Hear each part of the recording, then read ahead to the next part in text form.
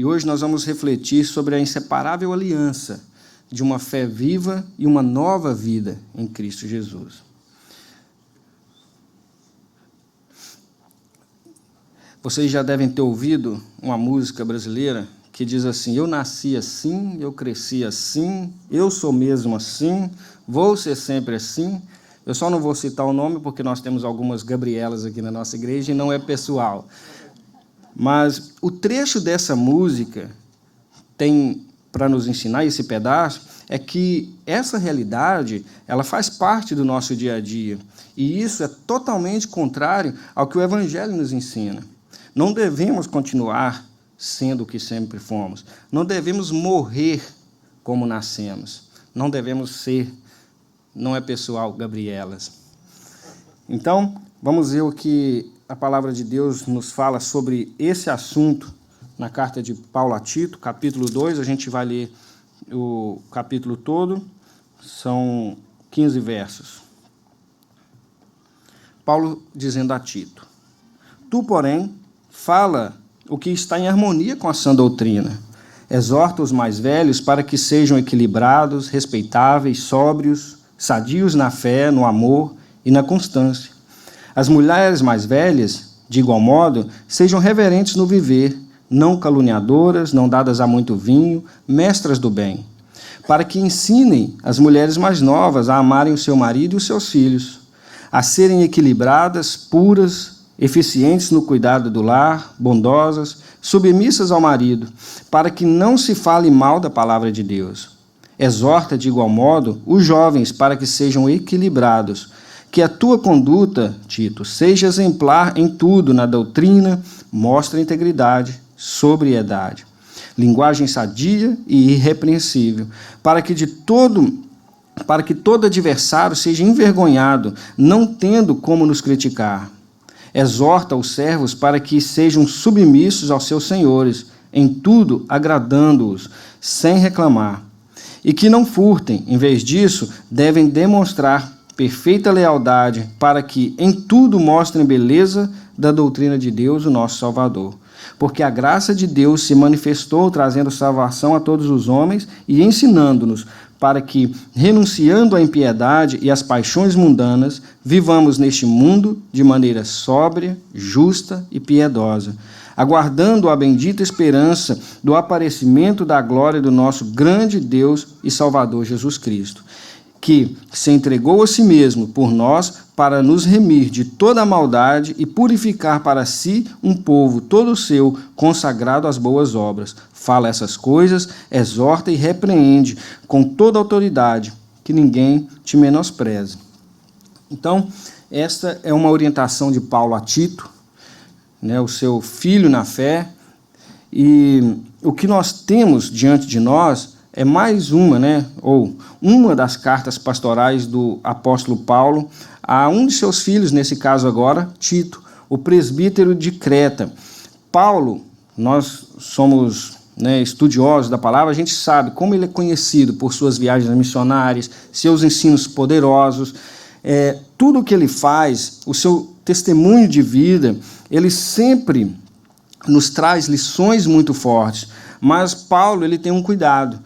Todos os ensinos firmes de Paulo vêm acompanhados de um cuidado pastoral. Paulo é um pastor. Então, na carta a Tito, Paulo tem a mesma preocupação, cuidar de uma igreja adoecida, sendo duro com os falsos mestres e as pessoas que têm feito e vivido da forma errada, mas também exortando esses mesmos em amor, como deve ser uma pessoa que vive conforme a vontade de Deus. Tito teria um grande desafio aqui. Creta, eu vou fazer um panorama do cenário, era uma comunidade pagã muito comprometida com as coisas mundanas. Alguns estudiosos chegam a dizer que o termo cretense vem do grego cretizo, tem o mesmo significado que mentirosos, falsos, enganadores.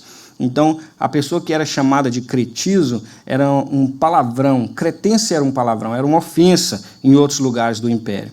Creta era um local especial e diferente do Império Romano, porque não ficava no continente, era uma ilha. E nesta ilha uma ilha grande, ela havia várias aldeias espalhadas no seu espaço geográfico. Era como se a gente pensasse um mini-continente. Creta era um mini-continente. Então, as cidades costeiras de Creta, elas eram realmente muito povoadas e muito violentas. Elas foram conhecidas, as cidades de Creta, principalmente as costeiras, né, do litoral, como terra de piratas e de malfeitores. Então, o cenário não era um cenário bom, o local não era bem visto. Ninguém que fosse de Creta era bem visto em outros lugares do Império. O povo, como diz lá em Minas, era uma raça ruim mesmo. Então, existia um pensador, um filósofo na época, chamado Epimênides. Ele vai falar que os cretenses eram bestas ruins, ventres preguiçosos, os mais mentirosos. Olha só o cenário que nós temos aqui pela frente. Vamos trazer para um exemplo. Para quem lembra daquela série Piratas do Caribe, ali a gente tem uma cidade que, ao meu ver, representa as cidades costeiras de Creta. É uma cidade chamada Porto Royal, onde que tinha muita bagunça. Então, ali era o cenário que nós temos de uma igreja cristã inserida. Uma cidade tão ruim que a sua fama era notória em todos os lugares do mundo. Então, não era só conhecida no Império Romano como uma cidade ruim, mas sim em todo o mundo daquela época. Por quê? Um dos principais portos estava em Creta. A rota de comércio era uma das principais, estava em Creta. Então, resumindo, os cretenses eram mentirosos, enganadores, desonestos. Agora imagine vocês, meus irmãos, Paulo e Tito, vendo uma igreja naquela cidade, num lugar tão difícil, e Tito fica responsável por organizar as coisas que restavam nessa igreja. Era uma igreja ainda na sua gênese, no seu princípio, estava nascendo. E uma igreja recém-nascida, numa localidade tão adversa, com certeza teria grandes falhas de caráter nas pessoas do seu seio, né? Então, quando você tem uma influência negativa da sociedade em algo novo, realmente aquilo estaria inserido dentro da igreja. Então, precisariam ser tratadas essas falhas por um pastor, uma vez que uma igreja genuína, ela não compactua com tais traços de imoralidade. Não podemos dizer que a nossa igreja é uma igreja saudável se nós compactuamos com pessoas imorais, pessoas adúlteras, pessoas idólatras. Então, pode ter alguém assim no nosso meio, mas isso não é algo que nós compactuamos, que nós aceitamos. Nesta missão de formar uma igreja saudável, não havia ninguém melhor do que Tito para aquela missão. Tito era um homem de confiança de Paulo. Ele foi responsável por solucionar vários problemas na igreja de Corinto e o responsável também por arrecadar ofertas missionárias para socorrer os pobres em Jerusalém. Então, Tito era um homem articulado, era um homem que sabia, apesar da sua pouca idade, ele sabia realmente lidar com as pessoas, ele era capacitado. Agora, a cidade e a igreja eram um problema. Qual era o desafio aqui, então? Tito precisaria formar uma liderança comprometida com o evangelho para dar continuidade ao trabalho ali na ilha de Creta. Impedir ou até mesmo expulsar os falsos mestres que ali haviam, que não estavam apenas aproveitando, mas estavam distorcendo a verdade e esvaziando os bolsos das pessoas. Isso é algo assim que Paulo vai bater firmemente contra.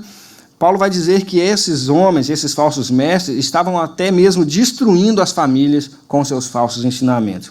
Um outro desafio era que os maus costumes da sociedade, eles estavam, como eu disse, enraizados dentro da igreja, de forma que os irmãos eles não estavam dando um bom testemunho dentro da própria igreja. Então, em um primeiro momento, para quem olhava de fora, não havia diferença entre um crente e um pagão. Para quem olhava, estava pensando assim, não, isso é tudo igual. Todo crente, né, o sentimento para uma pessoa que não era convertida era olhar e dizer assim, não, todo mundo aqui é cretizo, não tem crente, apenas cretizos, né? Então, o desafio era criar uma comunidade que vivesse realmente conforme os ensinamentos de Jesus Cristo, dentro da sua família na fé, no âmbito da igreja e na sociedade na qual eles estavam inseridos. Afinal, para mudar uma sociedade, nós sabemos que ela não muda por si só e a gente não consegue mudá-la antes de mudar a nossa própria casa e a nossa própria vida, né?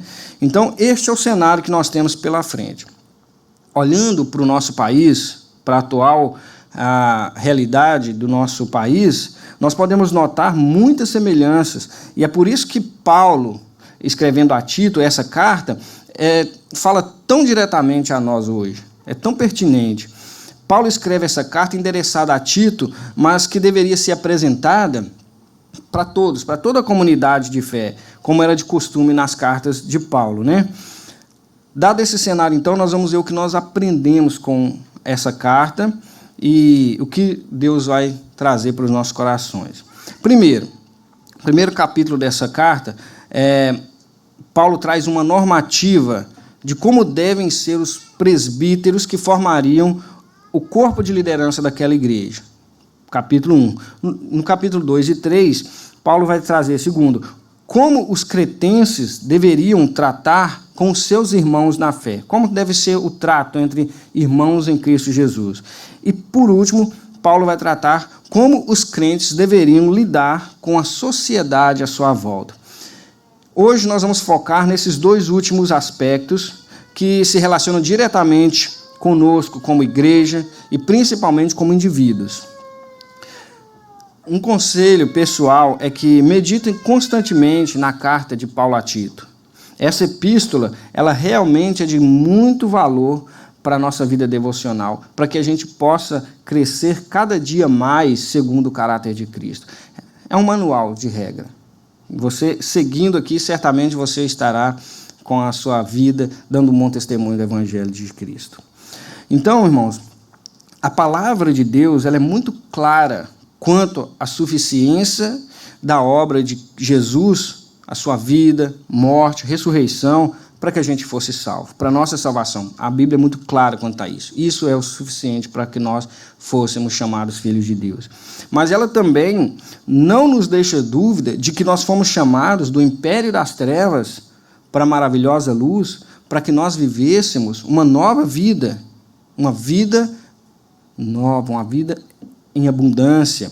Ou seja, nós fomos salvos para vivermos uma nova vida em Cristo Jesus. Em Romanos capítulo 6, no verso 4, Paulo, com essa mesma preocupação, ele vai dizer aos romanos: fomos, pois, sepultados com ele, Jesus, na morte pelo batismo, para que, como Cristo foi ressuscitado dentre os mortos pela glória do Pai, assim também andemos nós em novidade de vida. Quando ouvimos, irmãos, e cremos na mensagem do Evangelho, com o auxílio do Espírito Santo, isso já nos concede perdão e o livramento da morte eterna. Mas quando nós somos batizados nas águas, estamos declarando isso publicamente. Que como Cristo morreu sem pecado, nós morremos com ele para o pecado. E quando, ao terceiro dia, ele ressuscitou, nós também fomos ressuscitados agora para uma nova vida, diferente daquela que nós vivíamos antes da nossa conversão, da nossa salvação. No verso 6, nós lemos a confirmação dessa sentença. Olha o que diz: sabendo isto, que foi crucificado com ele o nosso velho homem, para que o corpo do pecado seja destruído e não sirvamos o pecado como escravos. Não podemos, irmãos, viver como os que não conhecem a verdade, como os ignorantes na fé.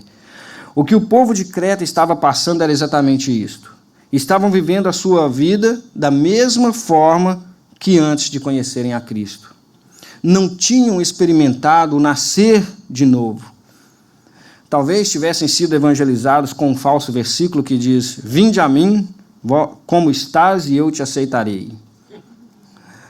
A Bíblia não fala nada disso. O que a Bíblia diz perto disso é: vinde a mim, vós que estáis cansados e oprimidos, e eu te aliviarei. Né?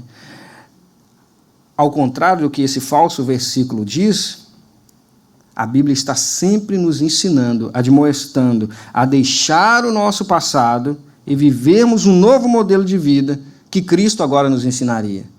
As palavras de Jesus para todos, basicamente, foram essas. Se alguém quiser me acompanhar, negue-se a si mesmo, tome a sua cruz e siga-me. O que nós podemos notar em toda a Escritura é o princípio, irmãos, de deixar os maus caminhos, deixar a velha vida, deixar tudo que não agrada a Deus e seguir uma nova jornada. Afinal, este é o sentido da palavra conversão, tomar um novo rumo. Se você está em linha reta e converge à direita ou converge à esquerda, você mudou de rumo. Se você é uma pessoa que se diz convertida, você mudou o rumo da sua vida. Mas não era isso que estava acontecendo naquele cenário, naquela igreja. E para piorar a situação, os falsos mestres estavam atrapalhando o desenvolver da maturidade espiritual daquele povo. Já não bastasse a sociedade, agora nós temos dentro da igreja pessoas que estão desfazendo o trabalho do evangelho. Enquanto os pastores construindo, colocando um tijolinho em cima do outro, atrás vem um falso ajudante tirando e dizendo que está te auxiliando. Então, Paulo vai dizer no verso 16 do capítulo 1 sobre esses falsos homens. Eles afirmam que conhecem a Deus, mas por seus atos o negam. São detestáveis, desobedientes, desqualificados para qualquer boa obra. Uma reprovação total por meio do apóstolo Paulo. Este era o coração do problema da igreja de Creta. O ensino de heresias e falsas doutrinas dentro da igreja. Paulo havia identificado de onde vinha o motivo para os crentes não crescerem, para eles não melhorarem. O evangelho já tinha chegado, já tinha alcançado eles, mas por que esse povo não mudava de vida? Porque ali havia o ensino de falsas doutrinas. Então, eles não cresciam, eles não se assemelhavam a Cristo porque havia um impedimento. Eles não estavam sendo ensinados acerca da responsabilidade humana no que tange a santificação. Você é responsável por isso também. Há a sua colaboração, não para a salvação, mas na santificação. Daí surge a pergunta: como fazer, então, para que aquela congregação pudesse acordar para a realidade e aprender a viver a verdade? Paulo responde essa pergunta dando a Tito a única solução cabível para esse tipo de problema, que é tão comum até os dias de hoje. Olha como começa o capítulo 2. Tu, porém, fala o que convém à sã doutrina. Nós temos aqui uma adversativa, porém, que traz a ideia de faça ao contrário. Ou seja, Tito, ao contrário dos falsos mestres, você deve ensinar o que é condizente à sã doutrina, o que realmente ensina a palavra de Deus. Irmãos, se nós quisermos ser transformados segundo a imagem de Cristo, nós precisamos focar nossa atenção no manual que ele nos deixou, a sua palavra. Aqui temos tudo o que é necessário para vivermos a nova vida que ele nos deu. O caminho para que os cretenses fossem tratados e tivessem seus corações transformados era o ensino sólido das Escrituras. Aquilo que era fiel à sã doutrina, aquilo que era saudável entre os santos. No verso 2, Paulo então vai trazer uma orientação prática para a igreja. Olha só o que ele diz no verso 2. Ele está falando agora, ele vai falar para cada classe da igreja. Primeiro, ele vai falar com os anciãos. Quanto aos homens idosos, que sejam temperantes, respeitáveis, santos, sadios na fé, no amor e na constância. Os homens mais velhos, eles deveriam ter lucidez, serem moderados, sem excessos. O que nós conhecemos hoje, o que meu pai sempre diz, seja pé no chão, ou seja, seja moderado. Os homens mais velhos, quando não têm mais muitas obrigações na vida, né, já se aposentaram, ele tende a se entregar a vícios sutis da vida, seja um álcool, seja excesso de TV, dormir demasiadamente. coisas que roubam o tempo e a atenção. Aquela história de eu aposentei, juntamente pendurei as chuteiras. Isso é um erro, né? O homem de mais idade, na igreja, ele tem um trabalho fundamental. Ele tem realmente que ensinar com o seu exemplo, a gente vai ver isso. O que Paulo quer dizer, então, com temperantes, tudo o que fizerdes na sua velhice, homens, façam com moderação. Adjetivo usado por Paulo em 1 Timóteo para designar o caráter de um pastor, por exemplo. Um pastor ele tem que ter esse traço. Não porque se aposentou que não precisa de fazer mais nada na vida. Divida, irmãos, o seu tempo com a sua família, com seus amigos. Dê atenção aos seus netos, que são os que mais precisam. Um outro adjetivo, uma outra responsabilidade, sejam respeitáveis. O termo aqui empregado é o mesmo que sejam sérios. Não há nada mais feio, ao meu ver, e ao olhar da sociedade, do que um homem já de certa idade que só fala besteira, que só fala palavrão, boca suja, imoral. Isso é horroroso, isso é muito feio. Então, um homem de idade que não tem seriedade em nada do que faz, normalmente isso é reflexo de uma vida toda assim. Então, eu nunca mudei quando eu era novo, vou mudar agora que sou velho? Isso é um erro, não podemos viver nesse tipo de pensamento. Seja alguém que tenha autoridade na vida pelos anos que você viveu. Que esse tempo de vida, que essa experiência traga a você, homem, ancião, imponência, respeito e não descrédito. Faz de forma que as pessoas possam olhar para você e admirar. Caminhando, sejam sensatos. Alguém que age com prudência e que não se deixa levar pelo momento. Alguém que não é movido por instintos selvagens, mas de serenidade, no agir, sábio no falar, um homem de sabedoria. E mais, os homens de idade precisam ser sadios na fé, ou seja, alguém que tem saúde espiritual para ajudar os fracos e desanimados.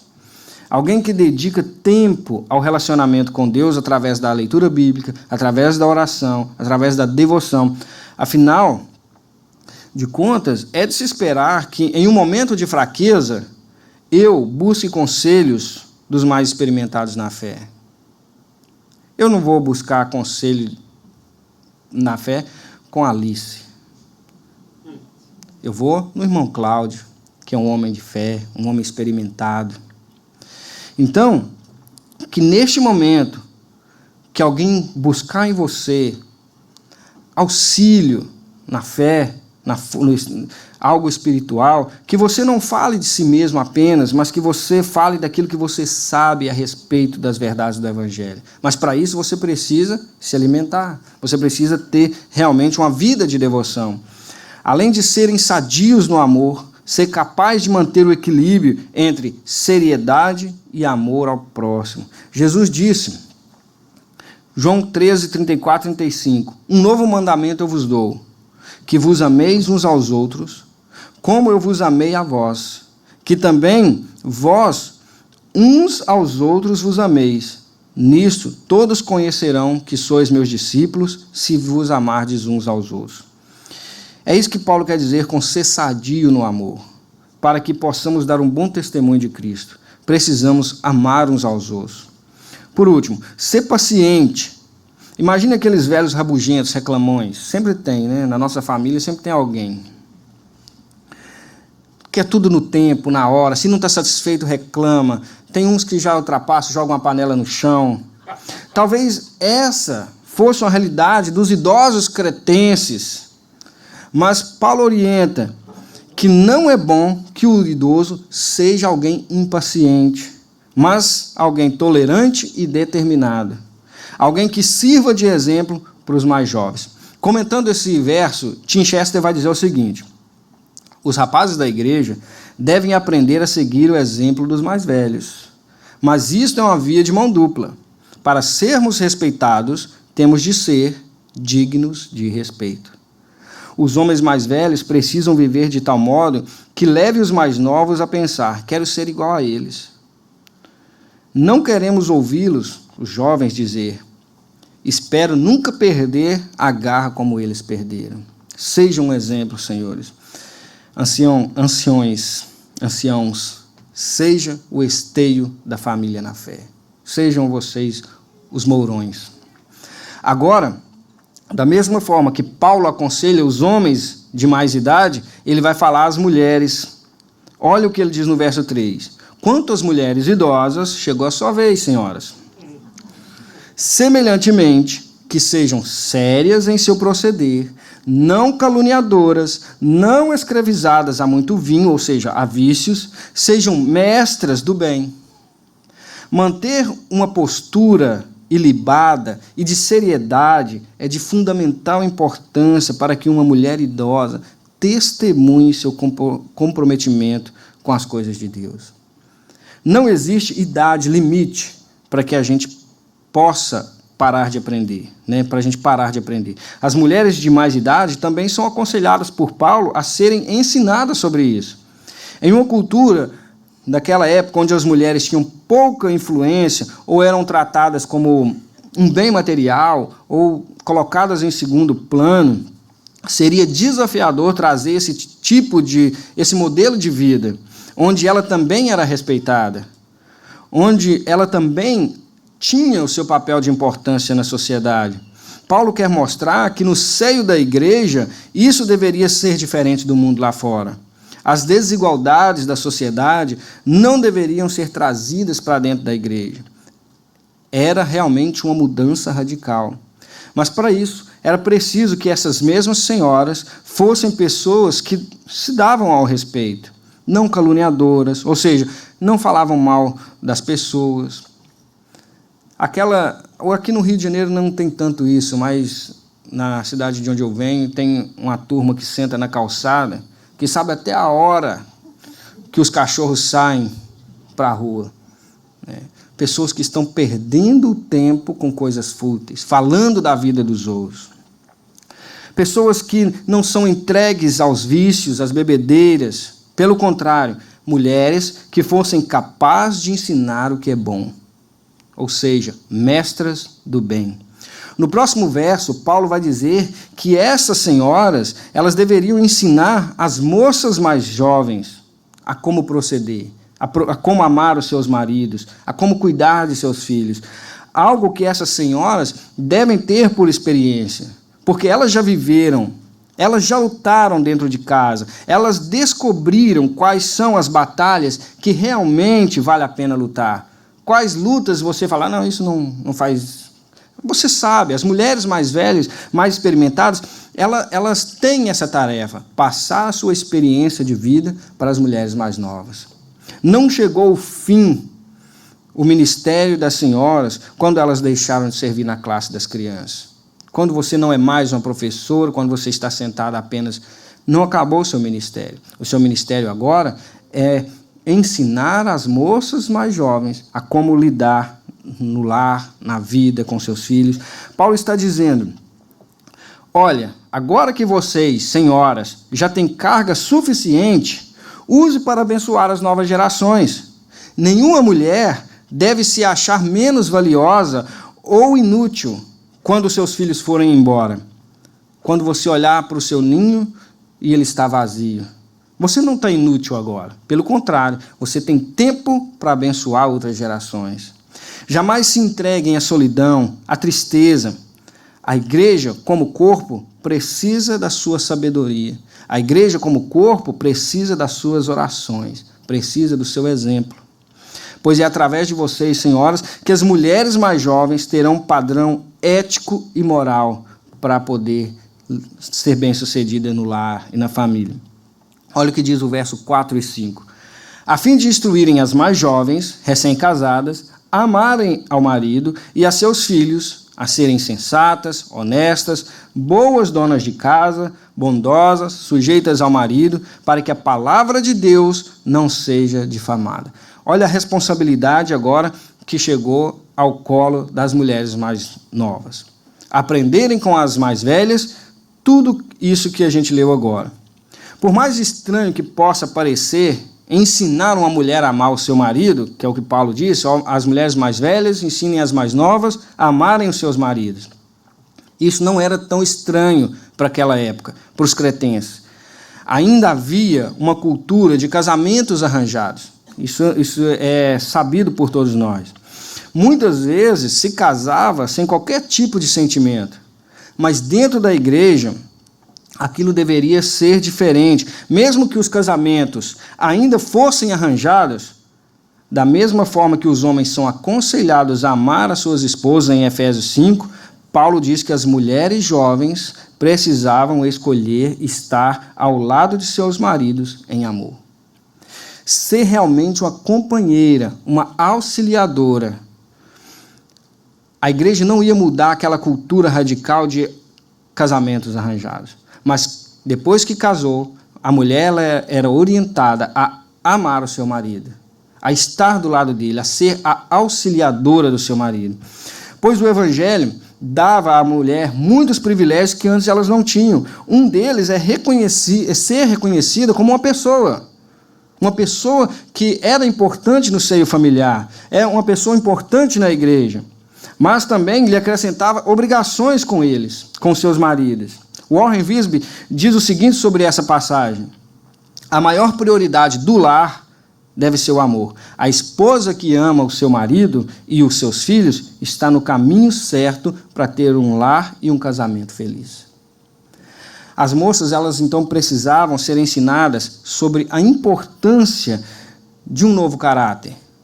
Um caráter segundo o coração de Deus. Serem ensinadas a ser sensatas, mentes sadias, pessoas que não vivessem conforme a maioria naquela época. A forma que alguém enxerga as coisas define como ela vai lidar com aquilo. Um exemplo: entregue uma bola de vidro para uma criança. Certamente ela quebrará. Agora, se você entregar essa mesma bola para um adulto, ele vai colocar ela num lugar seguro. Assim é a vida e a casa de uma mulher. Se ela olha o seu casamento sem muito valor, sem saber o real significado daquilo, certamente ele não durará. Mas se a mulher entender o devido valor que Deus lhe deu como ministério, o casamento, ela se assemelhará à mulher virtuosa. O casamento é um ministério. Por mais difícil que ele seja, o casamento é o principal ministério da mulher dentro de casa. Um dos maiores desafios que nós temos hoje na modernidade, e principalmente das mulheres modernas, é conciliar casa e trabalho. A sociedade hoje, ela exige uma mulher de sucesso, uma mulher, abre aspas, está muito bonito dizer isso, uma mulher empoderada, uma mulher bem-sucedida. Contudo, se Deus te deu um casamento, se Deus te deu filhos, este é o seu maior ministério. Vocês não precisam mais se casar com estranhos, com casamentos arranjados, por interesse de seus familiares. Hoje você faz uma escolha, se casar com o fulano ou não. Então, Deus te deu esse privilégio, Deus te deu um casamento, este é o seu principal ministério. Para citar Chester mais uma vez, olha o que ele diz sobre isso. Não que as mais jovens não possam ter uma carreira profissional, mas elas são esposas e mães. O lar é o seu principal lugar de trabalho. O chamado a estarem ocupadas em casa não é apenas um contra-ataque à tensão de manterem na preguiça em casa, mas um contra-ataque à tentação de ficarem super ocupadas em outros lugares, de buscarem uma vida além daquela que Deus lhe deu. As pessoas tendem a se definir pelo que você faz fora de casa, pelo seu sucesso profissional. Essa é a nossa sociedade hoje. Mas o Evangelho diz outra coisa sobre nós. Nós não somos a nossa profissão.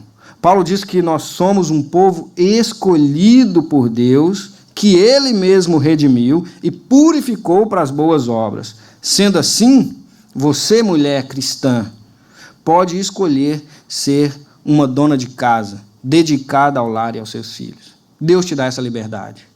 Isso não é menosprezar e não é te desvalorizar.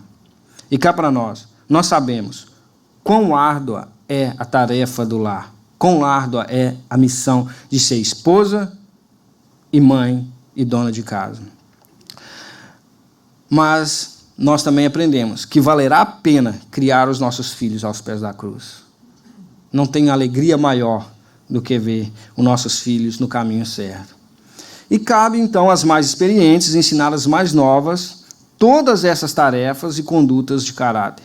Isso para que a palavra de Deus não seja difamada. Paulo disse isso. A mulher precisa ser sábia e edificar o seu lar.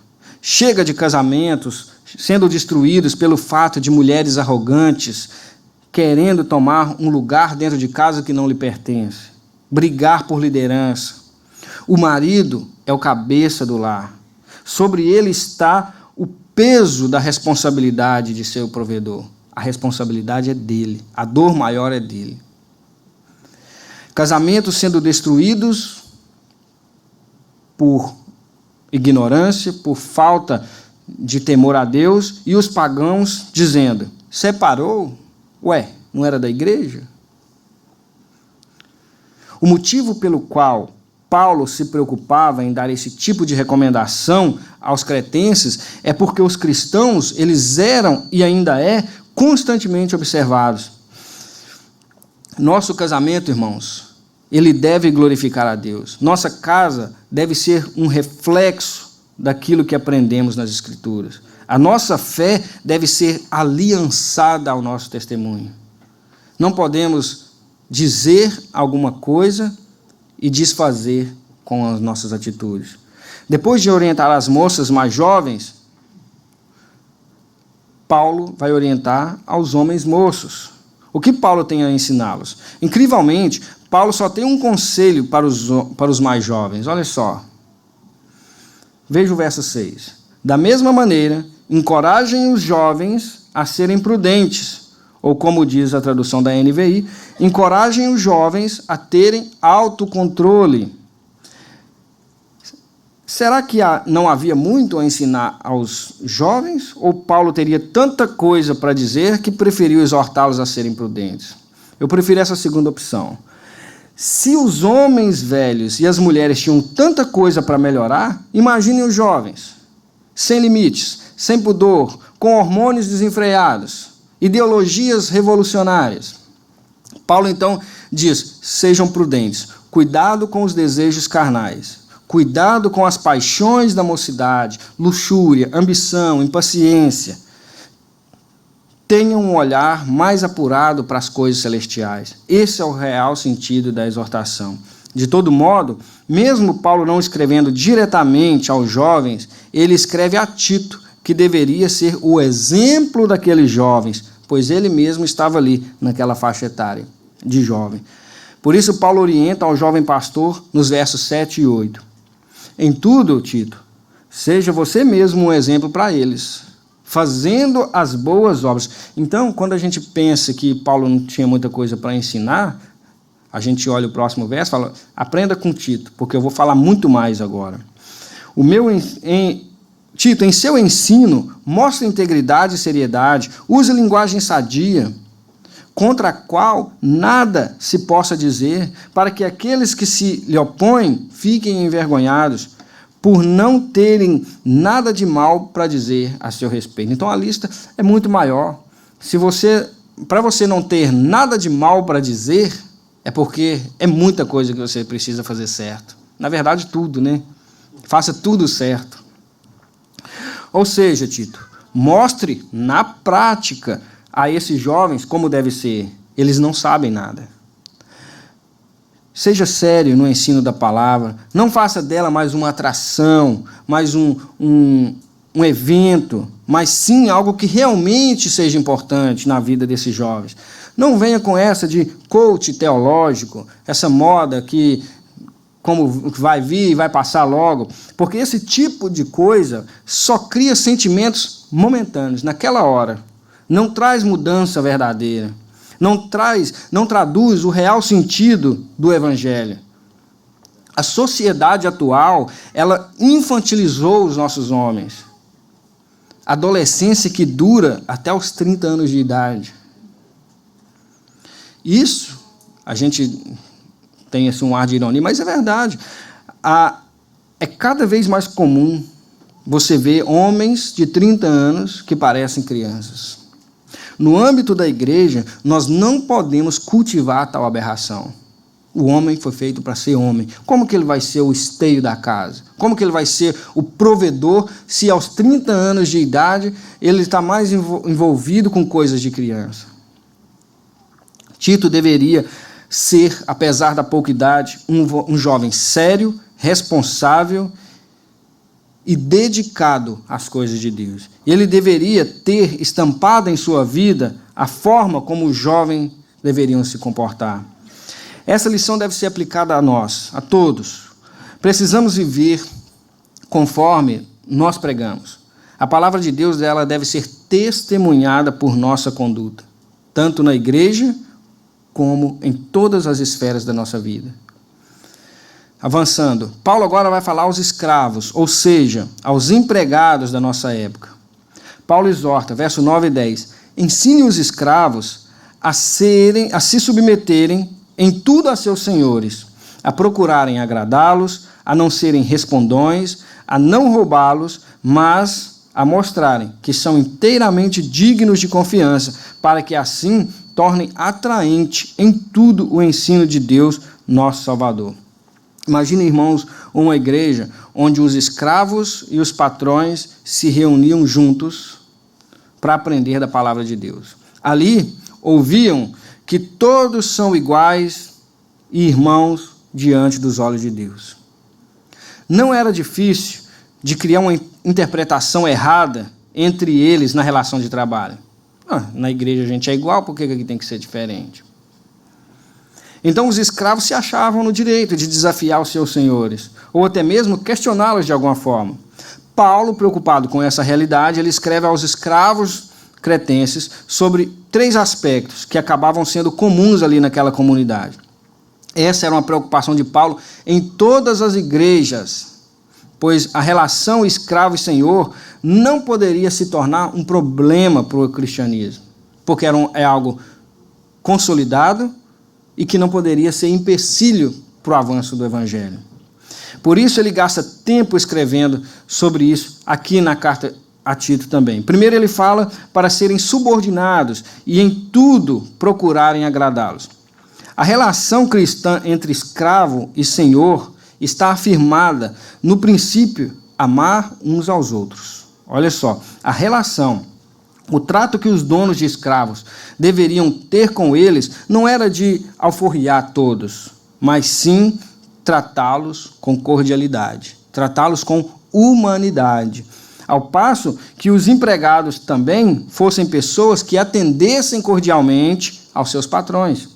Ou seja, já não era mais necessário truculência, não era mais necessário maus tratos, violência, mas que essa relação não era para ser extinta. Essa relação ela deveria ser cada vez mais iluminada pelo Evangelho, de forma que os trabalhadores não fizessem apenas as suas tarefas, mas também que fossem além. Olha só, Paulo orienta para que os escravos procurassem agradar os seus senhores. Isso seria uma característica de um servo cristão. Enquanto todos os escravos eram carrancudos e os seus patrões eram violentos, no âmbito da igreja, essa relação seria diferente. Não haveria maus tratos por parte dos patrões e os seus escravos, seus servos, seriam pessoas que agradavam os seus patrões.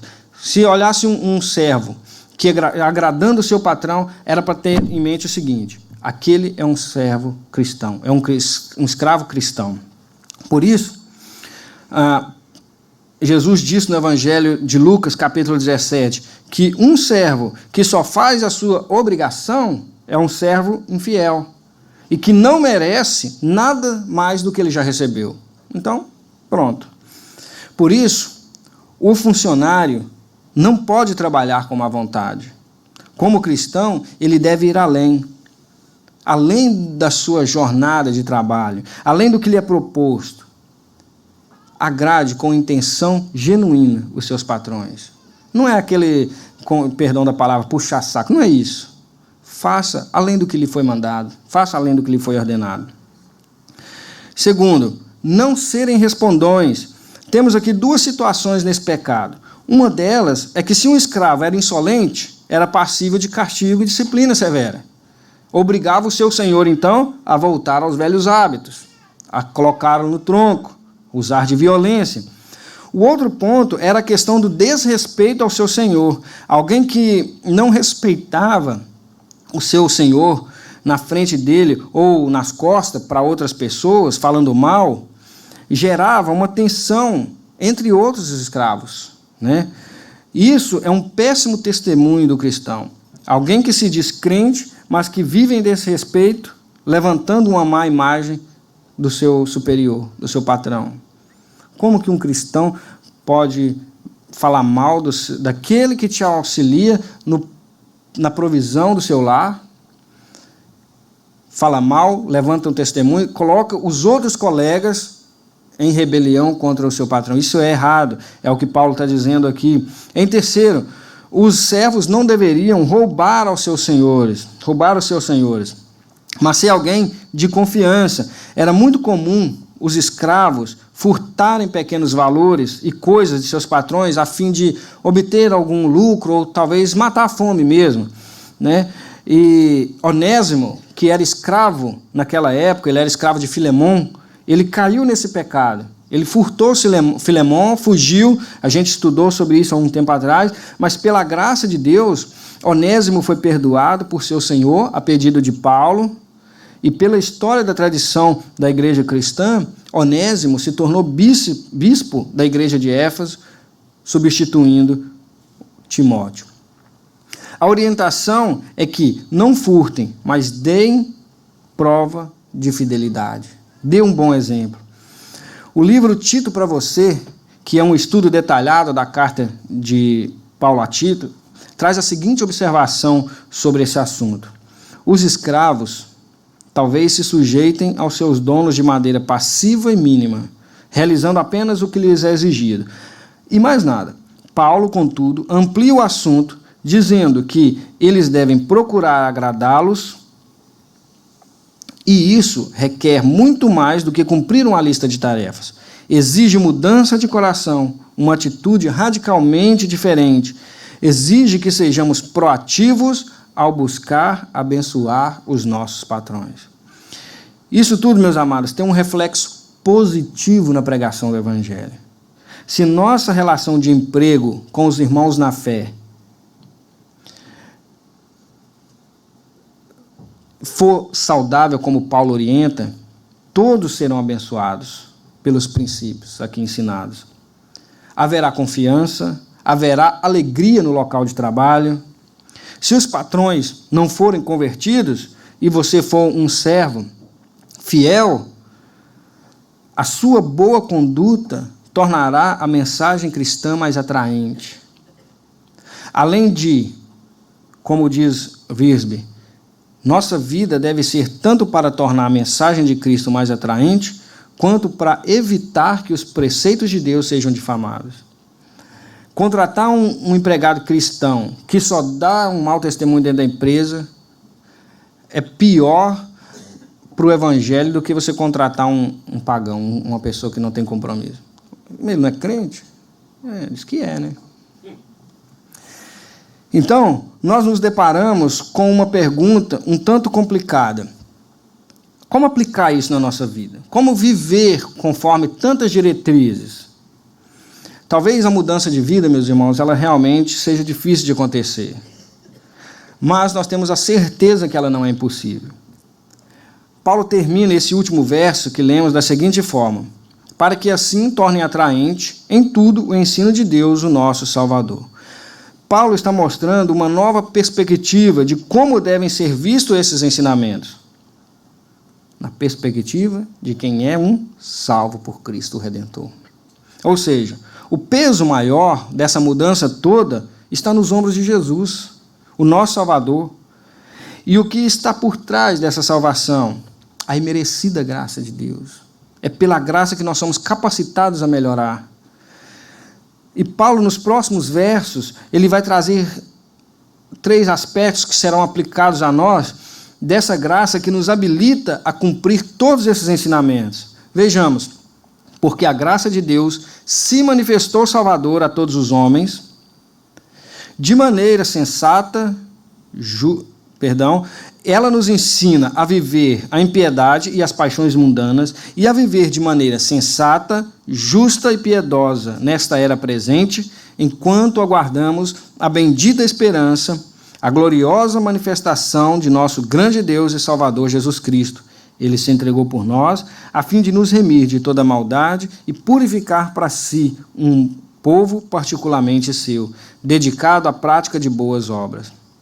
É pela graça somente, irmãos, que somos salvos e capacitados a viver uma nova vida. Em sentido único, renunciar às impiedades e às paixões do mundo. Paulo diz que essa boa dádiva chegou a todos os grupos dentro da igreja, tanto aos mais jovens quanto aos mais velhos. Contudo, os que se sujeitassem a essa graça, eles seriam transformados com a maravilhosa luz de Cristo. Me lembrei de um exemplo que o pastor David Bledson trouxe para nós aqui numa das quartas-feiras que ele pregou no mês do Advento de Natal. Ele veio aqui com aquele jeitão gringo dele, né? Aí a tradição dos norte-americanos, montaram uma árvore de Natal e tudo. Aí ele montou uma linda árvore de Natal juntamente com a irmã Lori, e que em alguns momentos aquela grande árvore dentro da sala se passava desapercebida. Mas quando ele ia lá e colocava o plug na tomada, aquela árvore se acendia, ela se transformava em algo esplendoroso. A árvore por si só, meus irmãos, ela não teria nenhum brilho. Mas a energia que passava pelos filamentos e chegava até as luzes, eram como a graça de Deus é sobre as nossas vidas. As luzinhas iluminavam cada detalhe daquela árvore, revelando então toda a sua beleza e encanto. Por nós mesmos, nós não temos beleza alguma, mas a luz do Evangelho, acesa em nós, revela a beleza da santidade de Cristo, quem nos salvou e nos transformou. Com isso, aprendemos 3 coisas sobre a maravilhosa obra de Cristo. Primeiro, a graça nos redime. Sendo nós escravos do pecado, não poderíamos, por nós mesmos, nos salvar, mas recebemos salvação pelos méritos de Cristo, na sua vida, morte e ressurreição. E o que isso significa? Não somos mais quem éramos antes. Hoje, somos perdoados. E a parte mais difícil já foi concluída. Cristo fez por nós. Ele nos salvou, nos tirou do império das trevas e nos trouxe para a maravilhosa luz.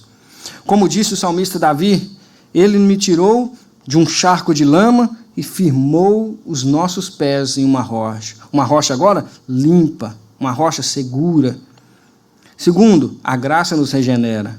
A salvação não é apenas uma mudança do nosso estado de mortos em nossos pecados, mas é também uma mudança de vida. Fomos salvos para uma nova vida. Quando lemos que a graça nos ensina, é o mesmo que dizer, ela nos disciplina a viver. Somos educados a viver, assim como um pai educa o seu filho para ser uma pessoa melhor a cada dia, nós somos moldados pelo Espírito de Deus para glorificar a Deus. Todos os dias nós somos ensinados. Esta mesma graça nos habilita a negarmos as coisas desse mundo e vivermos de forma sensata. Paulo admoesta a todos os grupos a viverem de forma sensata. O único termo que ele usou em todos os grupos, forma sensata, prudente. Esse é um cuidado do crente para consigo mesmo. É o maior cuidado, consigo mesmo. Quanto a você mesmo, seja sensato. E quanto aos outros, seja justo. Em relação ao Senhor, seja piedoso, tenha uma vida de devoção. Sobre esse assunto, um comentarista vai dizer o seguinte: a graça nos regenera, pois Deus nos purifica e nos toma para si. Esse é o processo de purificação chamado santificação. E seu objetivo é tornar o cristão mais semelhante a Jesus Cristo. A santificação não é apenas a separação do pecado, mas também a dedicação a Deus. Somos um povo exclusivamente seu, ou seja, um povo santo ao Senhor. Aos Coríntios, Paulo vai nos orientar. Ora, amados, pois que temos tais promessas, purifiquemo-nos de toda a imundície da carne e do espírito, aperfeiçoando a santificação no temor a Deus. Por último, a graça nos recompensa. Olha que maravilha. Nada disso é simplesmente por esforço ou em vão. O verso 13 diz que os cretenses deveriam viver piedosamente enquanto aguardavam o retorno triunfal de Cristo. Essa é a nossa maior esperança, o retorno do Filho de Deus. E nesse dia, meus irmãos, todos os seus santos serão recompensados com a coroa da justiça. Tudo será consumado. Viveremos em um céu de glória, onde não haverá mais dor, nem pranto, nem coisas terrenas lutando contra as nossas almas. Então haverá descanso. Agora nós somos habilitados para vencer os maus costumes e sepultar o velho homem. Se esta carta fosse endereçada a incrédulos, realmente não faria nenhum sentido segui-la. Mas, como é direcionado ao povo que ele mesmo escolheu, a ênfase não será nos nossos esforços apenas, mas na perspectiva de quem recebeu a graça de Deus. Então não é qualquer um, é aquele que recebeu a graça de Deus. Eu, você. Em Cristo, nós podemos dizer que somos mais que vencedores. E como a parábola das 10 virgens, estaremos nós, à espera do noivo, preparados para o que há de vir. Que nesse ano que já está se iniciando, nós saibamos buscar no Senhor a alegria de ser pessoas melhores, segundo o caráter de Cristo, cada dia da nossa vida. Que hoje nós sejamos melhores do que ontem e inferiores do que seremos amanhã. Que Deus nos abençoe, nos ajude a sermos essas pessoas segundo a sua boa vontade. Sabemos que por nós mesmos não conseguiríamos sozinhos, mas a sua graça nos reveste de força e de capacidade para vencer o maligno e o velho homem, que, como disse o Jade um dia desse, o velho homem que sabe nadar, que ele morra afogado definitivamente. Irmãos, vamos orar. Amém. Senhor, muito obrigado, ó Deus. Muito obrigado porque o Senhor trouxe a Tua palavra aos nossos corações e grandemente tem nos abençoado, digo por mim mesmo, e acredito que a nossa família na fé também foi edificada com o Teu Santo Espírito e a Tua palavra, Pai. Muito obrigado. Peço que o Senhor nos auxilie, Deus, no decorrer desse ano que se inicia e que nós saibamos realmente encontrar em nós as fraquezas que o Senhor condena e que no Senhor nós saibamos superá-las e consigamos, ó Deus. Peço a sua bênção sobre a vida de cada irmão que está aqui.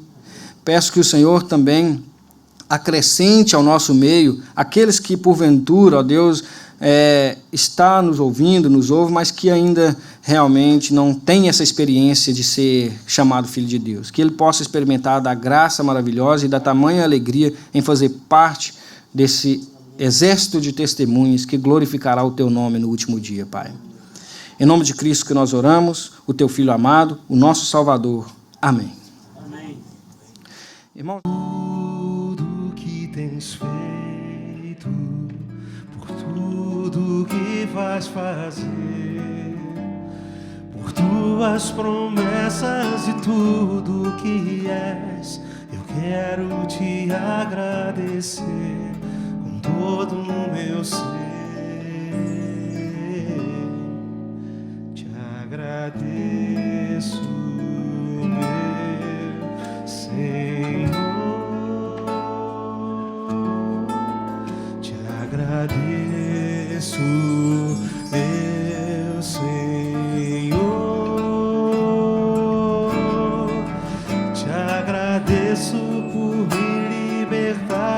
salvar, por ter morrido em meu lugar. Te agradeço, Jesus, te agradeço, eu te agradeço, te agradeço por tudo que tens feito, por tudo que vais fazer, por tuas promessas e tudo que és. Eu quero te agradecer com todo o meu ser. E aí? Te agradeço, meu Senhor. Te agradeço, meu Senhor. Te agradeço por me libertar e salvar, por ter morrido em meu lugar. Te agradeço, Jesus, te agradeço,